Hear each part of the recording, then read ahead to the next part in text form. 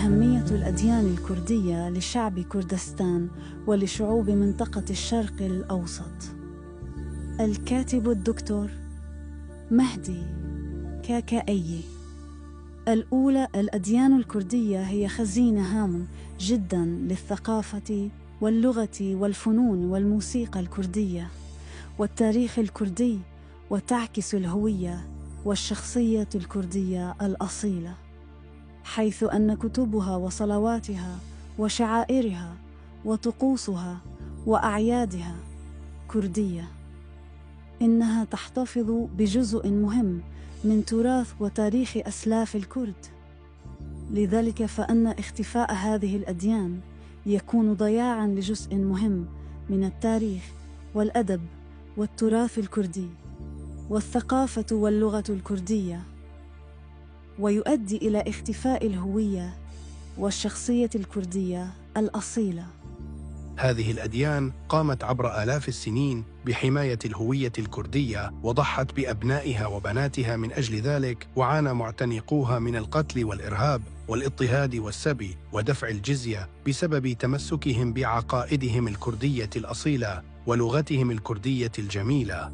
وها إلى الآن يقدم الكرد اليارسانيون والإزيديون والهلاويون القرابين والتضحيات للحفاظ على تاريخ وتراث وثقافة الأمة الكردية. أصحاب هذه الأديان هم الحراس المخلصون للهوية والشخصية الكردية. إذن أن هذه الأديان مرتبطة عضوياً بالشعب الكردي، ثقافياً ولغوياً وأدبياً وتراثياً، ولا يمكن فصلهما عن البعض. 2. هذه الأديان الكردية هي أديان إشراقية مسالمة، عبارة عن علاقة حب وعشق شخصية بين الإنسان ويزدان الإله. لذلك فهي لا تتدخل في السياسة، ولا تؤمن بفرض نفسها ومبادئها على الإنسان بالقوة والإرهاب والإكراه، بعكس أديان أخرى التي تجمع بين الدين والحكم. لذلك عندما نكتب عن الأديان الكردية، لا يعني ذلك تأييدنا لتدخل الدين في السياسة والسلطة والحكم أي دين كان، بل نرفض بشدة جمع الدين مع السياسة وسيطرة رجال الدين على السلطة وتدخلهم في حياة الناس وتنصيب أنفسهم وكلاء لله على كوكبنا الأرضي للحصول على السلطة والثروة والشهرة. هناك أحزاب دينية مسيحية في أوروبا، ولكن هذه الأحزاب هي أحزاب علمانية تهتم بأمور السياسة والاقتصاد وغيرها كالأحزاب الأخرى، إلى جانب اهتمامها بالكنائس والعبادة.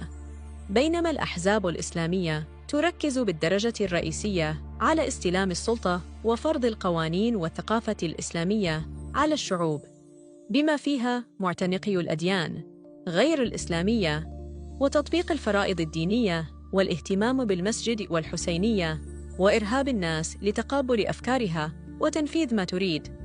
وفي نفس الوقت تعيش هذه الأحزاب الإسلامية فساداً ونهباً وثراء على حساب قوة الشعب وكدح الفقراء. 3. المجتمعات البشرية قد تكون بحاجة إلى عقائد روحية مثل الدين لتساعدها في حل مسألة الحياة والموت والمشاكل الشخصية. المجتمع الكردستاني هو مجتمع متخلف، وأن العقائد الدينية متجذرة فيه، لذلك يتمسك بالأديان. من جهة أخرى فإن الإنسان حر في اختيار معتقد له، أو أن يكون لا دينياً، ولا يحق لأحد سلبه هذه الحريات.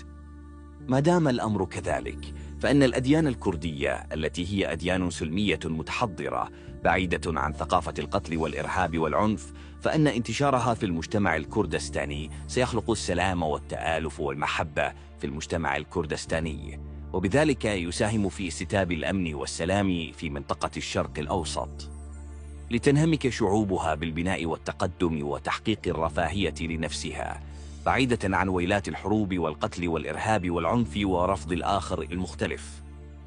4.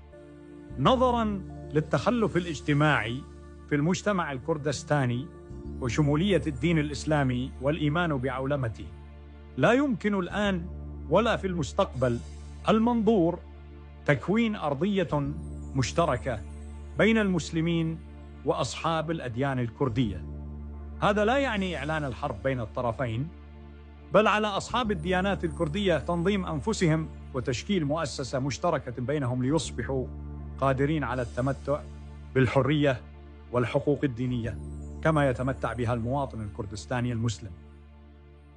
إخراج سردار رامان.